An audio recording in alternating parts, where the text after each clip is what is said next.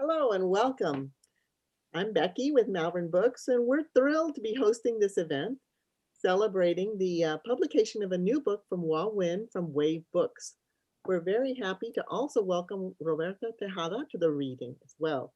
Roberta will read first, and then we will hear from Hoa. After the reading, as I mentioned, there will be a discussion with Roberto and Hoa, and then if their time permits, we would love to have an audience Q&A. So if you do have any questions and you'd like to enter them in the chat, we'll be glad to work on those as well. We do have both of these books available for sale at Malvern Books. If you're in Austin and would like to pick up the books, just give us a call at 512-322-2097, or you can send us an email at info@malvernbooks.com, and we'll be happy to get those to you curbside pickup, or else you could schedule a personal shopping appointment at Malvern. To start off with, Roberto Tejada is the author of a number of poetry collections, including Full Foreground, Exposition Park, and selected poems in Spanish translation, Todo en el Ahora, and the Latinx Poetics of the Americas, Still Nowhere in an Empty Vastness. He is also the author of art histories that include National Camera, Photography in Mexico's Image Environment, and Celia Alvarez Munoz, and he is the Hugh Roy and Lily Krantz Cullen Distinguished Professor in Creative Writing and Art History at the University of Houston. Roberto? Thank you, Becky, and thank you, Joe of Malvern Books. It's a real pleasure to be here this evening, joining all of you and the bookstore and all the other viewers to celebrate Hoa Nguyen's wonderful book, A Thousand Times You Lose Your Treasure. I look forward to conversing with Hoa afterwards, but I thought I'd read a couple of poems that I think align with the vision that Hoa and I have shared for now many, many years, that looks to the colonial histories of trauma and displacement, but also triumph and joy in those sort of contradictions and antagonisms. So I thought I'd begin with a poem that also looks to the visual and the kind of the painterly possibilities of the poem. Anvil and Bellows. In all manners, Mr. Tourniquet intoned attention turning to my treatment, many times ignored, many times identical to the carbonate castle, many times in tribal paint, unbridled, scuttlebutt, stargaze releasing children, palsied and germinal, burst. Surface made of metal, Mrs. Skeleton Key. It's a cruel copy, tantamount to the emotion precinct, tantamount to the other story imprint, to the opposite self, complete with pigment, actually, archaic catalog of chattel and usufruct, whose characters include Professor Blind Eye, turning Sister Bulletproof Jacket, Reverend Dead Man's Gully, Mr. Secretary General of the Global Farm Security. Earthlines intersect here with the turnstile attorneys, whose testimony pictograms a timetable into gossip and gainsay the evidence of animals so menaced by what surrounds these laws with mindful hand and fodder, as to inaugurate the weightless stranger brothering this disbursement with alleged methods that stain and stoke, that evermore extricate our ancestor from wonders one and all, the end. Then the final credits run with life forms, and we stray either from intimacy or the accident part, emerges between miniature movement and application, austerity and surface, superposition and plane, oh river, palm and clock face, stairwell and flagstone, aspect of a method, verily over landscape with gazebo, adding Bethlehem rose, or clump green, wax warm layers of synthetic skin, meat muddled anniversary, involuntary bromide book bound to inlay the marriage of word paste and tooth pull, domina this minion font and frontage over putty in pages, reproduced by lower quadrant anvil, vertical bellows and antelope in upward red, quick, the syllables to stagger, the enumerated forethought as when cobalt woodwinds issue silver pearls.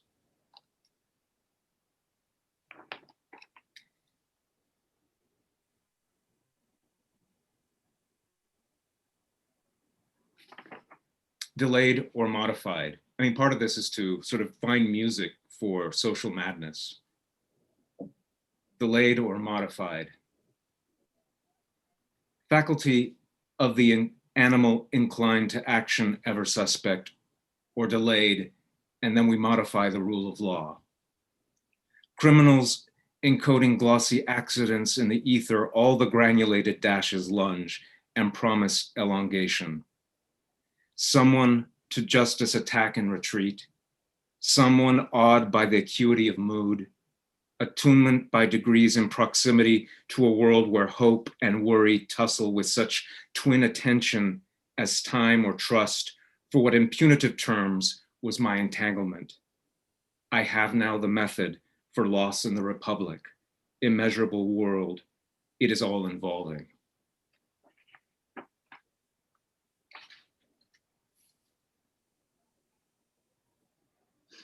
American Household, written shortly after January of 2016. Here I'm untethered, or else this American household is. A shame for guest and resident alike, torn asunder, immovable, unmoving, horizon line before it closes on the embankment, which is too a slowing thunder, whether cash and cake were meant for us, the undeserving is a frenzy of thought, an amusement from the spoils of corporation able to outweigh the will unnerving all restraint from the madness or immodesty that coils each milligram back into the sky blue oxy addiction, McKesson Cardinal Health, and Amerisource Bergen, manufactured for the painless end-to-end encryption's other plum, for which we are to wait again our turn in line, and still the others keep cutting ahead of us here, the complected and other-tongued asylum-seeking assembly, unwelcome even in ordinary deliverance from fear. First fuel in the plot that turns us into tyrants unspeaking, yet another dream to make them do what in wakeful hour is lawless, for us deprived and still deprived of power.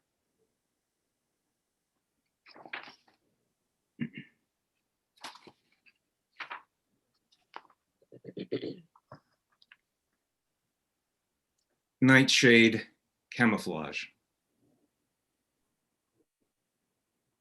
Time to galvanize in measurements of emergency your paperwork now with aptitude, hidden universal law you let someone else insinuate, pretend to so devolve as to possess a small equivalence, maybe a word for lunar quadrant, maybe some other upsurge, coastal strip for falling shell each hour on the hour, that only those who bolster by and by the firmament, the wane, the cleaver, armaments in a position eye associates out of ether for days to camouflage for a throng whose fatality you can pinpoint given barely nightshade, citrus, fig.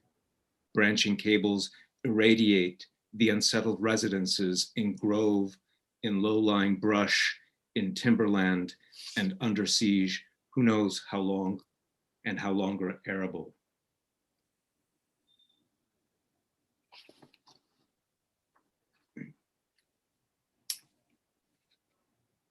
This poem takes as its starting point an essay that Amiri Baraka wrote in 1971, where he writes about the engagement and action of what he calls a personality as part of a total world community, of personhood in the geological racialized imaginary from a largely Euro-ethnic base of operations.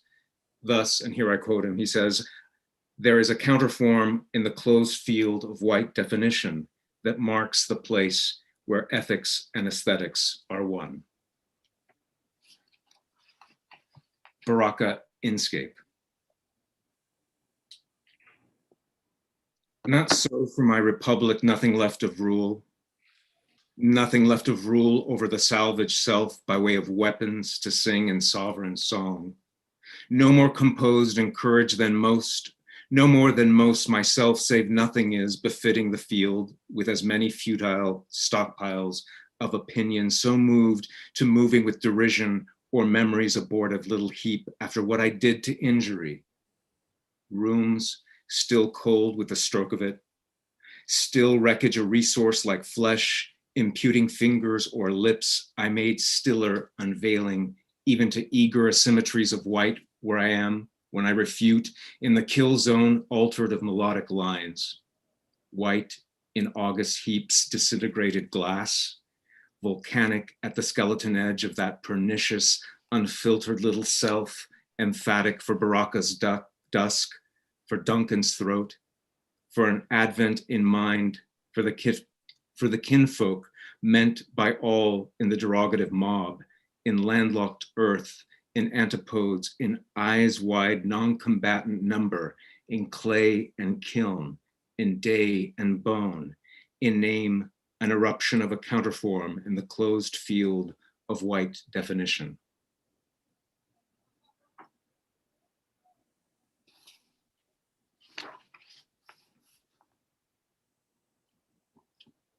Beyond reckoning.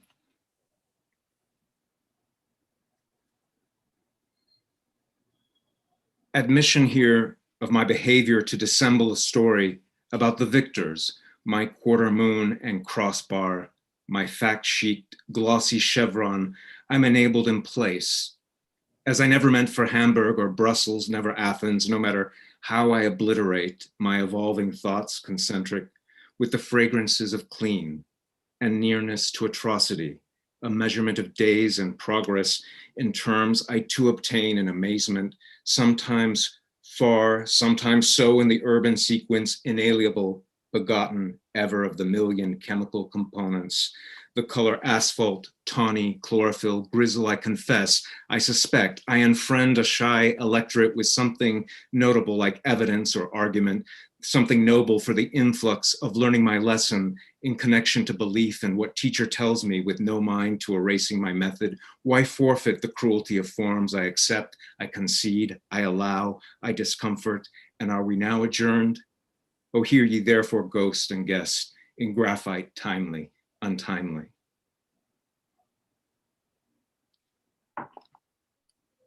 And I will end with a poem entitled Vanishing, which is a prose poem that contains some of the sonic meditations of the prior poems. Vanishing. Amulets that share a kinship in the histories of light and language when I unite the number 9 to 27. The word tangerine to lemongrass, meadow spur to thistle, glimmer to destello, drive that fades, splinter of duration evanescing, double life conjured by vocables from a zone of repetition, in glow of the origin, vision contingent at the level of the letter, L, all things abrupt now intermittent. Claim singular, never less than overstatement when I slip into view out of joint with experience, when attributes of bliss and cataclysm reside not in portentous totality, but in the ordinary detail, attention requisite for me to tell the narratives of sight and sound and transformation. Discrete words a partial view, but even as I surface, subject to predicate, at best a proposition, belated reason, I am the cause of my thoughts. Why, in the domain of the ether, in the pharmacology of everyday matter, in the flattened contours, my singular life, a social statistic, is the charm not of narrative consequence, bestowed on me a script of action as to navigate the intangible space of so much undigested information. Rip in the web of meaning when I cast and draw, but owing to that gash where to see is to know, am I careful in my unwanted thought, in desires for such a gesture as to embolden, persuade? Limberness, untangle the strict partitions without hazard to the shell protective of all persons provisional in settings that reflect, I cover a ground, I quicken, I substitute the vanishing with constituent parts, regenerate, deprived of a halo, released from this fixity. Am I not without radiance of my convenient forgetting and everyday because it so beckons in the recurring custody of a world around whose mindfulness we congregate and over which we are inclined to argue? Thank you for listening.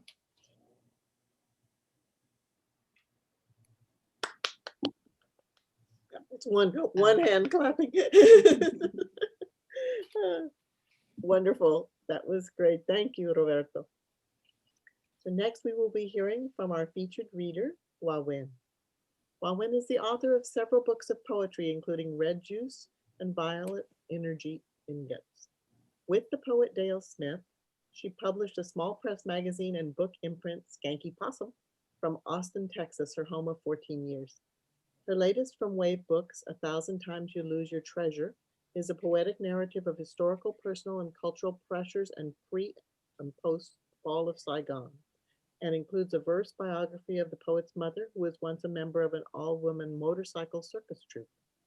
Born in Vinh Long and raised and educated in the US, Hoa has lived in Toronto since 2011.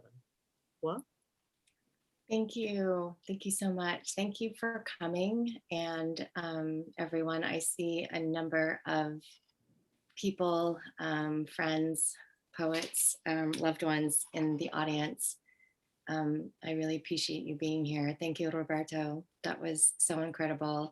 It's so great to be reading for Malvern Books in Austin, Texas.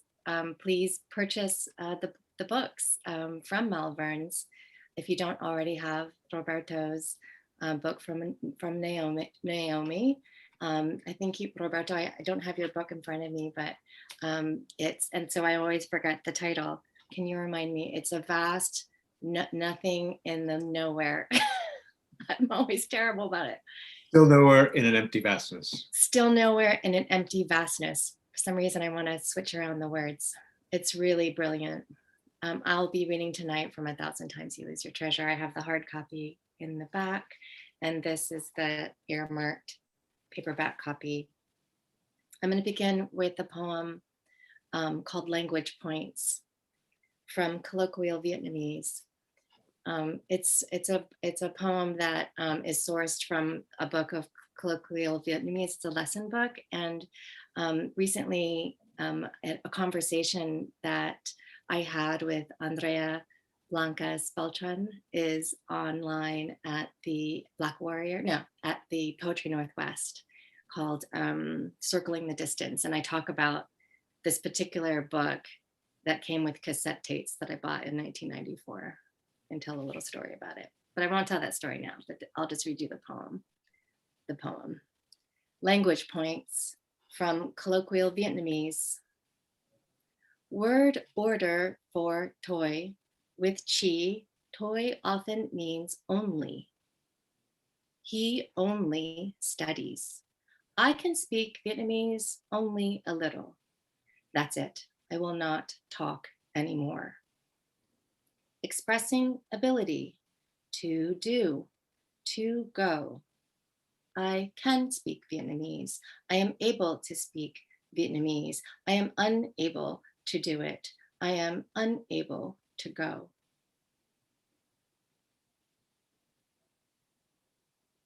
I loved hearing the singing, Roberto, in your reading, and there was a great synchronicity in the chat where two of us quoted the line from an introduction about what was it, the music to go with the oh my gosh, social madness. This one though is a song to go with autonomy. Autonomous song. Refusing the motherland mother role, Delta girl, plotting a runaway plot, no waiting in shadows, life for us. Her love of electric colonial lights, motorbikes, cursed roses, Christmas, the handsome singing of Que sera, sera, barren thorns to plunge, bouncing light spills on the butterfly lovers of Chinese legend, a frenzy of magenta flowers to devour. This book has a number of ghosts. There's a couple of ghost stories in it. This also, there's a mention of a dead Hoa. It's not me. it's the first Hoa, my mother's first daughter, that she gave the name that I now have. We run on trash grass. And of course, lose phone numbers, photo of the first Hoa burial site location, silk lining to sleep in, ground, cinnamon, trees, and coffee. Lose the word lose in its original shape. You lose every other word, as in most words. Now, glossy gold looks cheap, the color of lost joss sticks and paper, smoky, bundled trick and encompassed spirit, mirrored emblem, ghost money. I am soot-faced as the feminized male god, massive delta, silt water, black Madonna, mother god, born of thy destruction, the running blue shock of her. This is a story poem called The Flying Motorist Artist, which is the name that the cyclists call themselves, the Flying Motorist Artists. But this is before she was part of that troupe. This is the story of when she met a fate. My mother's Vietnamese name is Diep, and you'll hear that name in this poem. The Flying Motorist Artist. At 12, Diep didn't have a half-cent entrance fee to see the circus performance. When she was 12, 3 motorcycle performers traveled from Thailand to Kenta. I thought they were from the Philippines. No, Thailand, a motorcycle act that came to her province in the lower Mekong Delta, joining a country fair for the new year, 1954. Everywhere we came to see displays of snakes, contortionists, fortune tellers, to exchange caged birds. She that disobeyed, Diep done with farm chores, washing clothes, seeing to chickens, but never the kitchen. She made things burn or break, they said, spilled rice in the dirt, bad luck, they said, and banned her. Recall that one seer and her mad possession, spirits in the belly, suddenly enlarged, round and hard. When she saw the palm reader, they made tell of a sailboat. Come see the Flying Motorist Artist, writing shadows on the wall of death, writing shadows on the wall of death. Watch them defy death on the wall of death. Danger, perpendicular, there reaching hands, 2 men, a lone woman riding, her name, loud, loud and loud, motorbike flying, the wooden wall roars.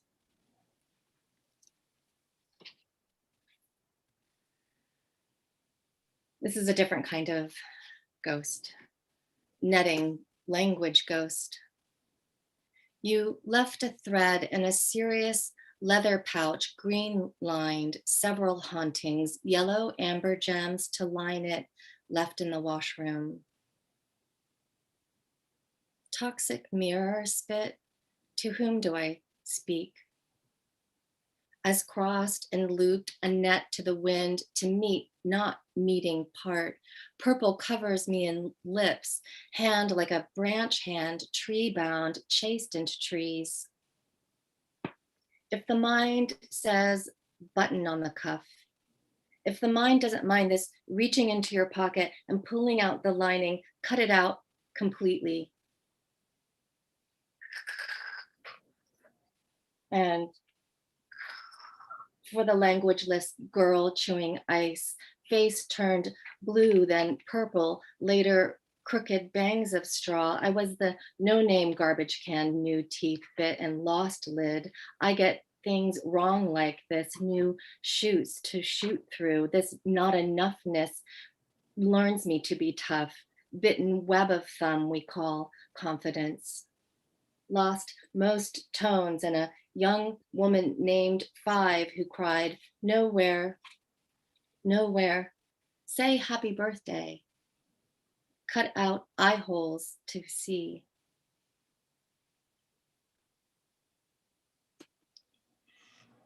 Napalm notes. Developed in secret at Harvard, produced by Dow Chemical, an efficient and cindery formula perfected on Valentine's Day, 1942.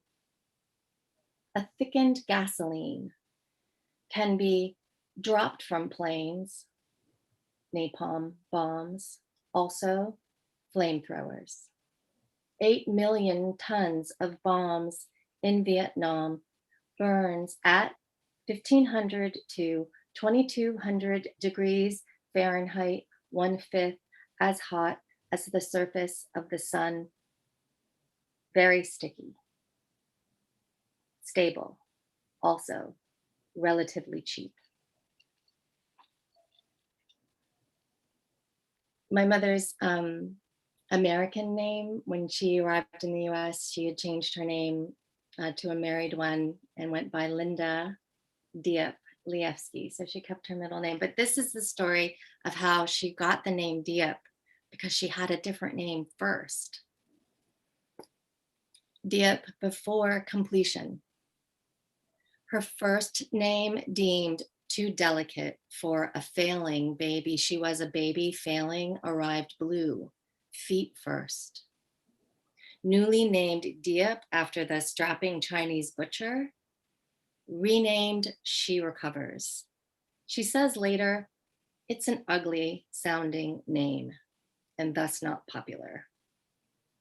I say it wrongly, fake my way. Do we believe in the compassionate protector of children? The past tense of sing is not singed.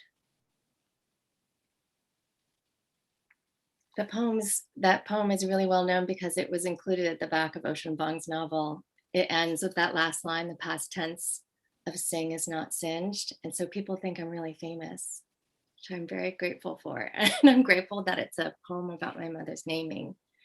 Also, I realized recently that if you Google, that people have Googled, what does the past tense of sing is not singed mean? Less than /3. I feared I would lose it, taking a running leap at the song. The design, half horsefly, half dragonfly, Vietnamese valor rising up, of another world journey I took, reclined on a couch on horse bridle trail. Yes, radiant string, speak for me. I become a voice, elemental lame foot, herb knowing healer I met. He the locally feared mage seer. It was a quest for understanding. We both laughed when I quoted Rilke in English, equating beauty with terror, the way my mother was not impressed when I sang my rendition of It's the Hard Knock Life for Us.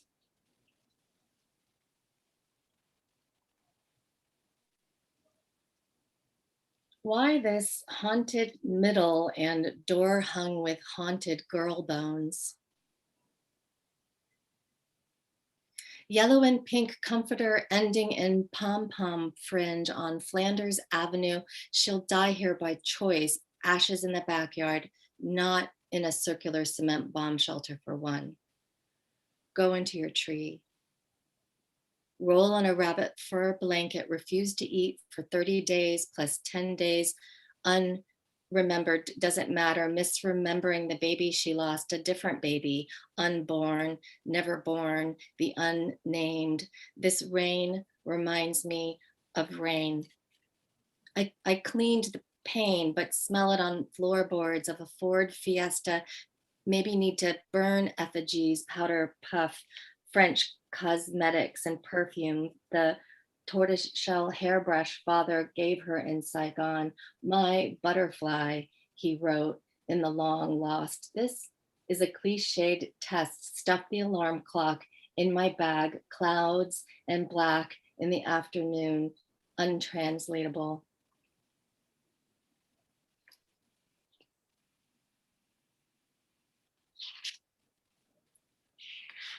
Okay. I'm gonna read revenge poem now. My foot's going to sleep. It's weird sitting down and reading.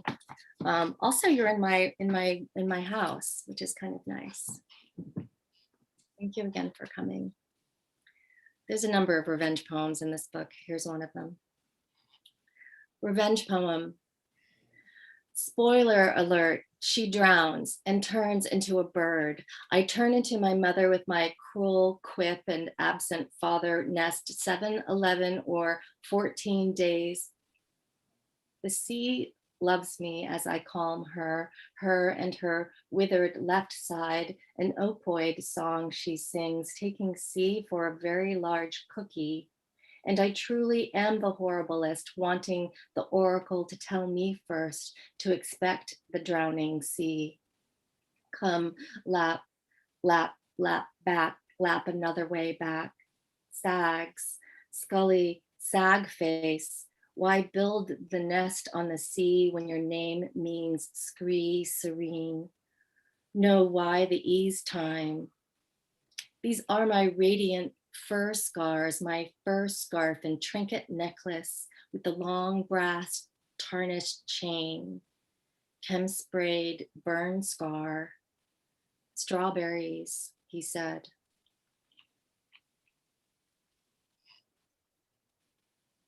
Crow pheasant.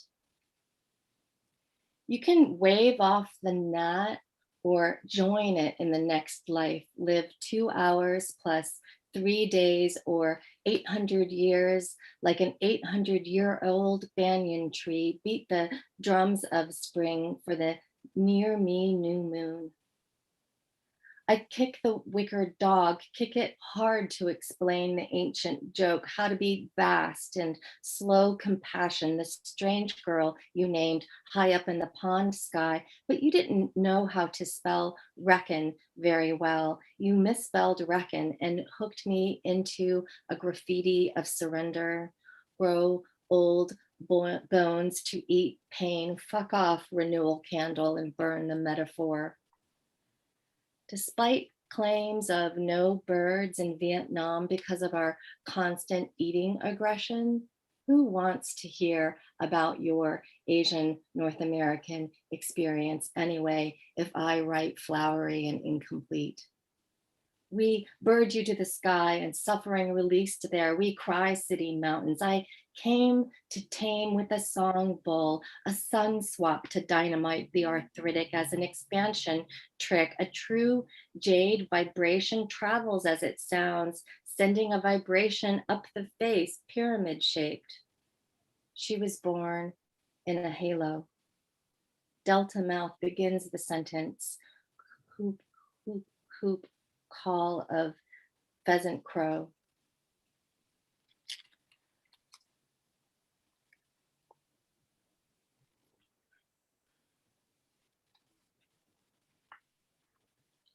Oxbow Lake, you know, the kind that is formed by the river that meanders so much that it abandons the bow and it goes in a direct line, and that becomes the lake. Oxbow Lake.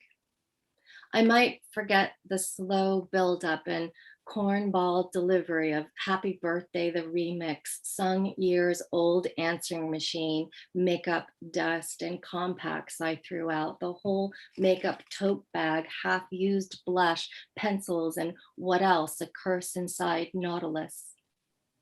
The hard final years were hard years, going blind, no going outside or hardly, and then to doctors, bebop to bebop, boom radio of the sketchy pastoral on romancy bolster covered in American toile. And in her handwriting, the notebook full of figures, Jonathan, $200, etc., and that one that said, my treasures, Orpheus butterflies, ebony jewel wing, how much cloud face, rainbow rage, busting out saying, silly girl. My favorite lake being the orphaned one, made when the meandering became too strong. I forgot to sniff kiss the children. Now they've grown.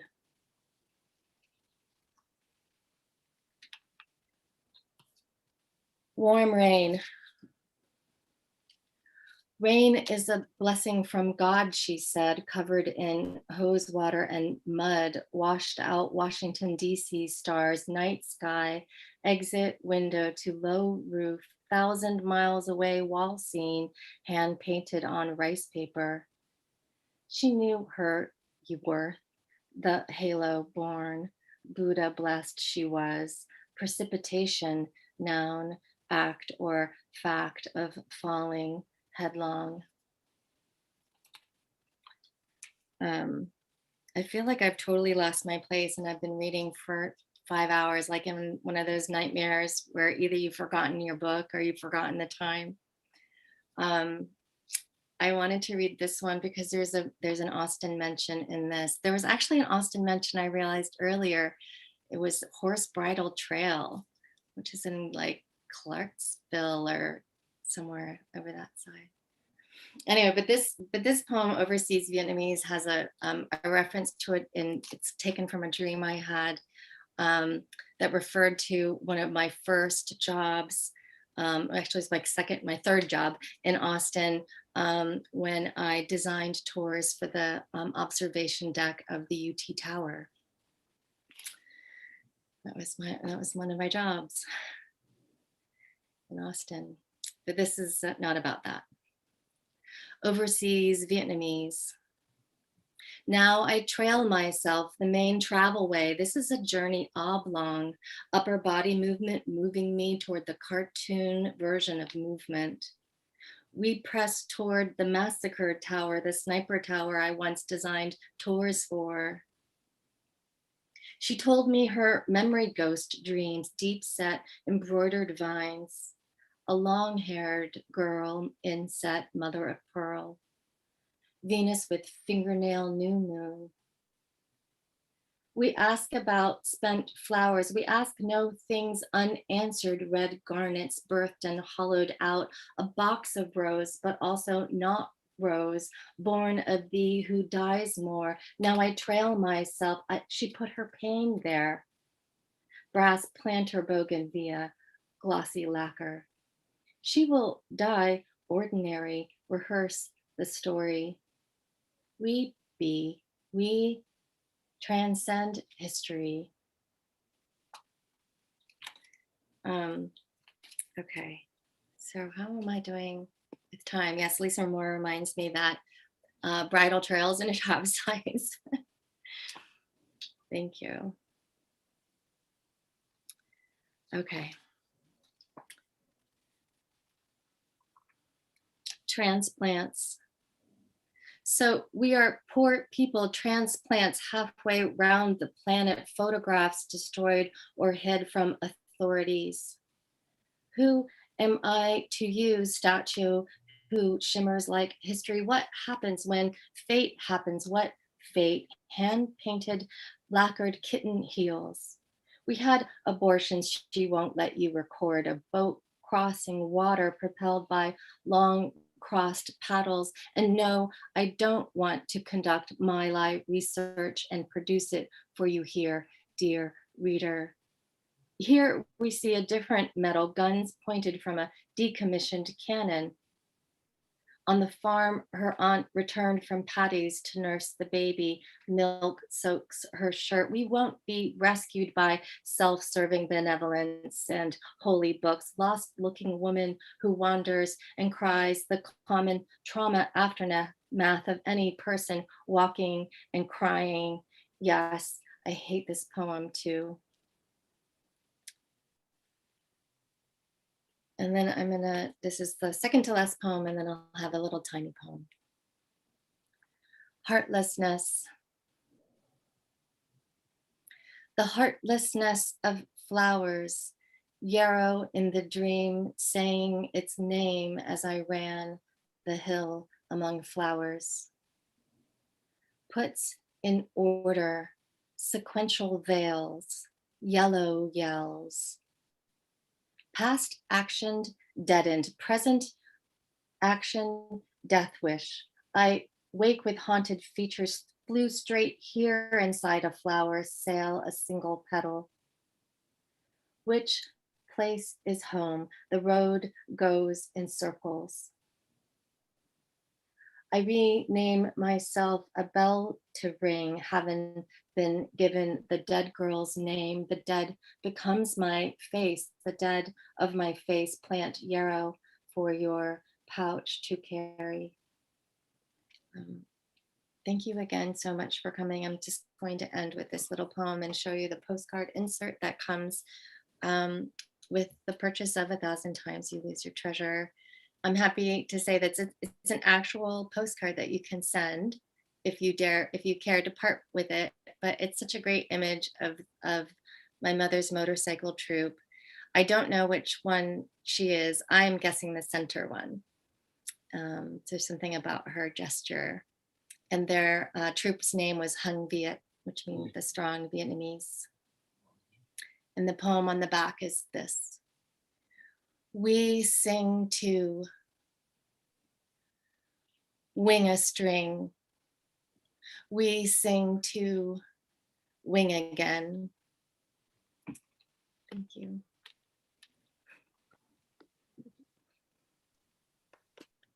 That was wonderful. It was wonderful, Hoa Nguyen. Just so pleased that you could be here with us tonight to celebrate your new book. And we're just very honored that you allowed us to host this for you. So I guess we'll be having a short interview with you and Roberto, your very good friend, Roberto. So we'd love to kind of just listen to what's going on.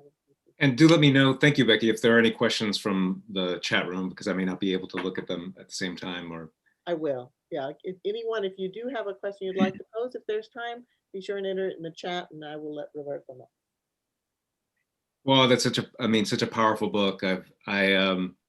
There's many ways that we could begin the conversation because it enters into this, your work just inhabits this map or cartography of ghosts. And I wanted to talk about ghosts, but also there's this really subdued underlying political fury that also I think fuels the poems.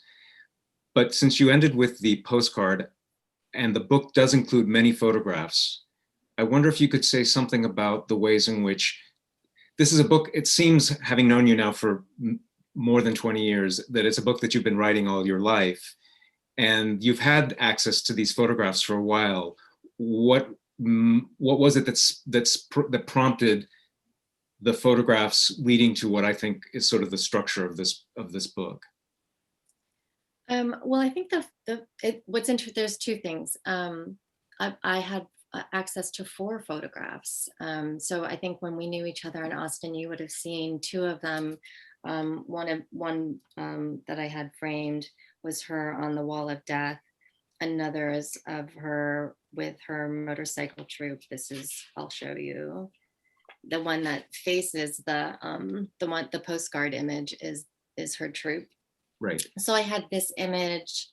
I had, but I didn't have the image of them flying down the road. And I had this image of her on the wall. So those of you that don't have their cameras on, it's an image of a motorcyclist perpendicular on the wall of death is what they call it. It's still called the wall. It's called the wall of death around the world. Actually, people like to send me, footage of, oh, look, I found people that do this in India. Oh, there's a circus that does it in New England. Oh, there was a woman in Britain who did it in the 60s. But anyway, so they were compelling images, and I knew that this was part of her past, but it was also very sealed off from detail. And I think I describe it in the Black Warrior Review. I write in afterwards for a folio that the brilliant poet Renee Gladman, our dear friend and colleague, has curated for the Black Warrior Review. And in this afterward, I sort of narrate a little bit about how my mother wouldn't really discuss that period in her life and just say, that was a long time ago. And I share it with Andrea in the interview that I mentioned, that's in Poetry Northwest, that not only that, but when she saw that I had those photos in my college apartment, my first college apartment, she returned the next time on her visit with a contemporary portrait that she had gone to like the glamour shots and had made, because I didn't have like current pictures of her, like that, those are really old. She was like, she was you know, she didn't go to college, so it was like she was like, I guess 18. I don't know, the age also gets a little bit slippery. The details are always very sort of unclear. So part of I think the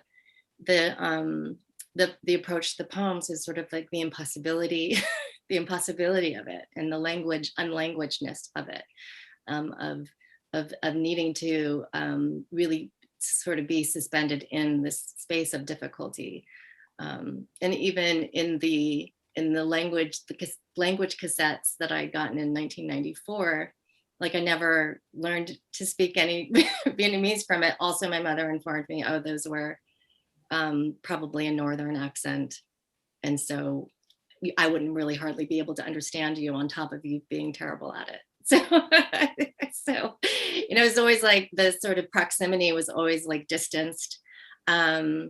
And then actually after she passed, as sometimes do, artifacts surface, and her husband, that she was still married to, my father, had produced a scrapbook that she had left behind, you know, many years ago, and shared it with myself and my sister. So, but by that point, I had actually already written the book.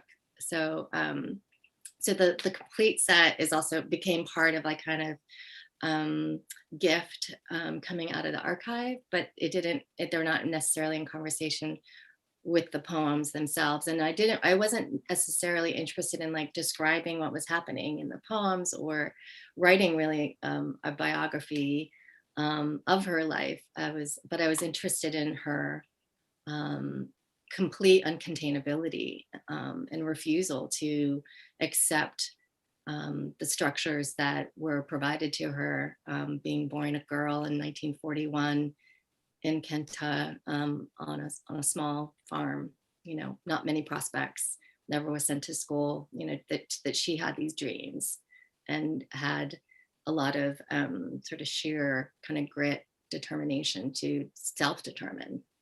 And she sacrificed, you know, a lot of things, you know, to achieve them. But she certainly never submitted, you know, to those kinds of structures that would limit a girl like herself.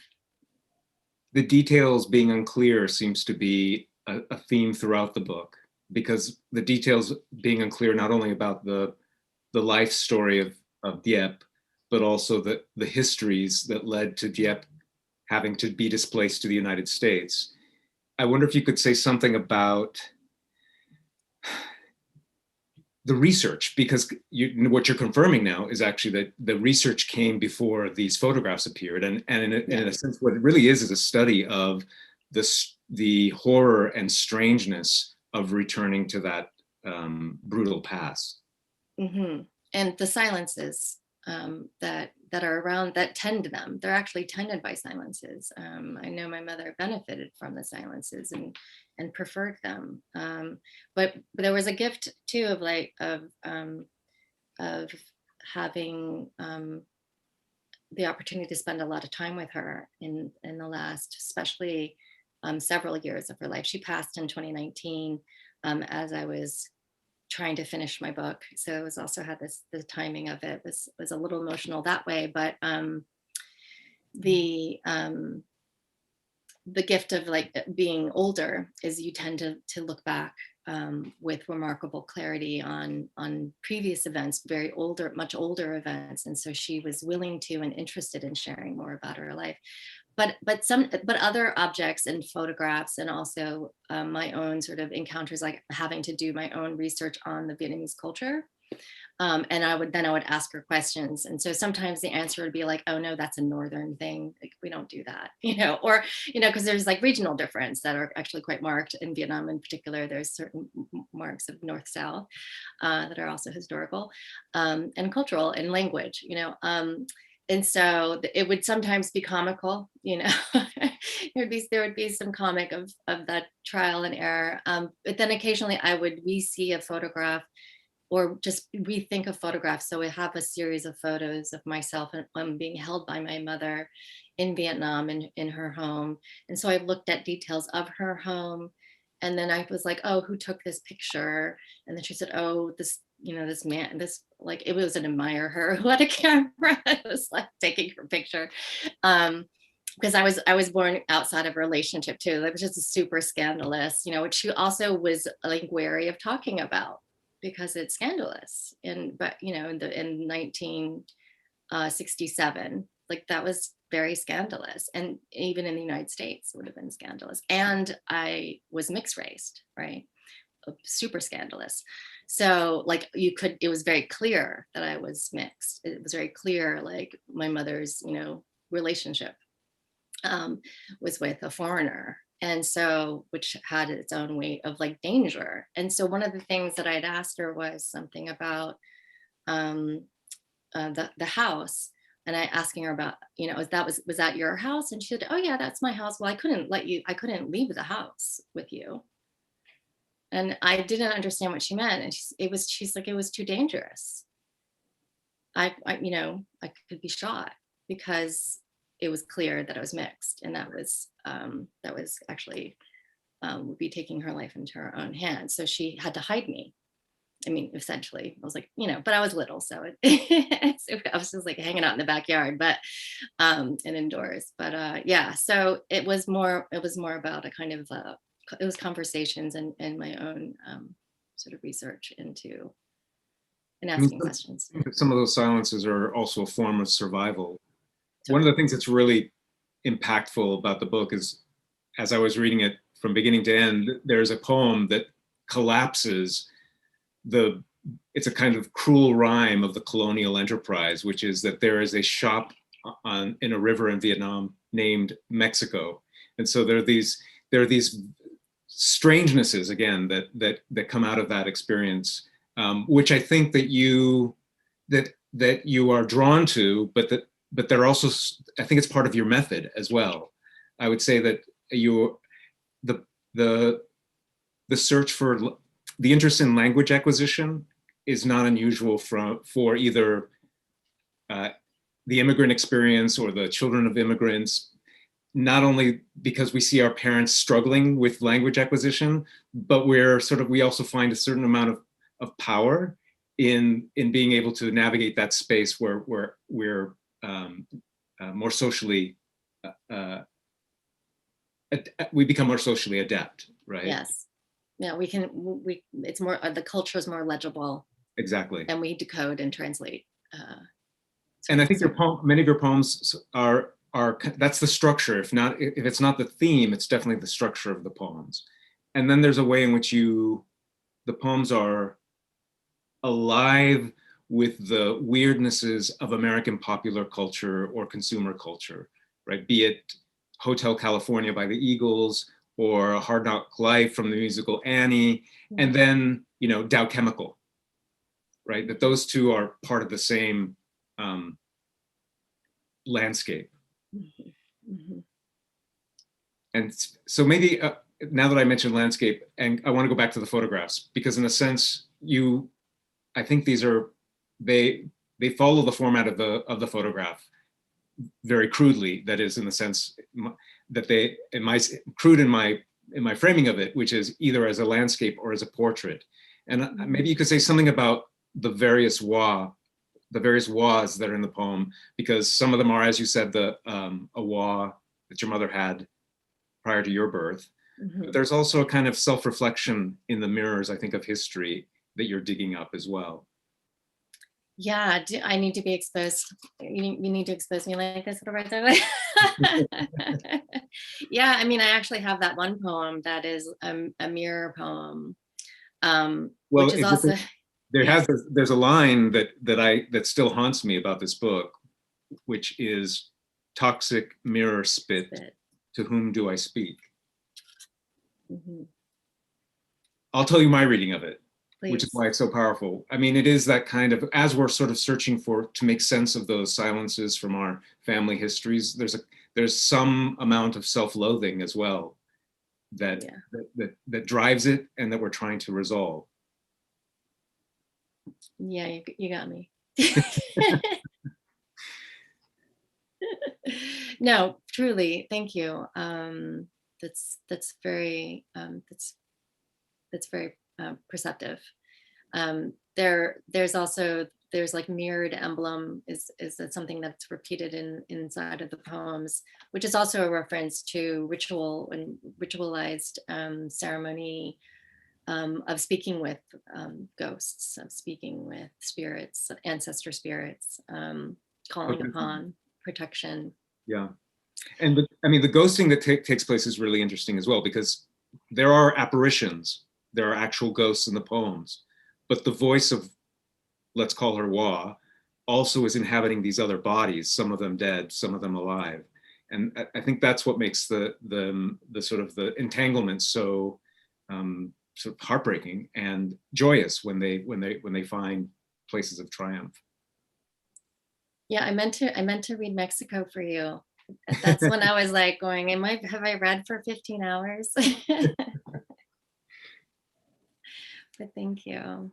Yeah, I do like that sort of what you said earlier, to circle back to what you said earlier about Mexico, is sort of the misplacements or the unexpected placements of language, including inside of place, which is also, of course, inflected by historical violence.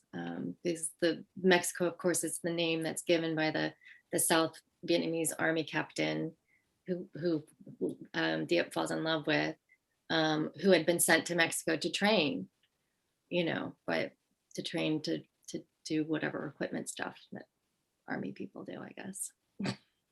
His brother knew how to do the boat. His brother knew how to do the boat in Saigon. Yeah. Maybe just I'll end by asking you about the other form, which would be landscape. If there's a different way in which you're thinking about the poem as landscape, and if for those of you who know Wa's work, there's a way in which the words are making a visual patterning on the page that allows for a kind of seeing the breadth of the poem and of the poet, but also a kind of place, an embeddedness in place. Do you have sort of a visualization of how that works for you when you're composing? Often, because I tend to write by hand. Mm-hmm. It is an act of scoring, keeping a kind of a breath or a voice glyph that I can notate, and then in the crafting or the revision, I think about how visually meaning is decoded or influenced by associative visual arrangement.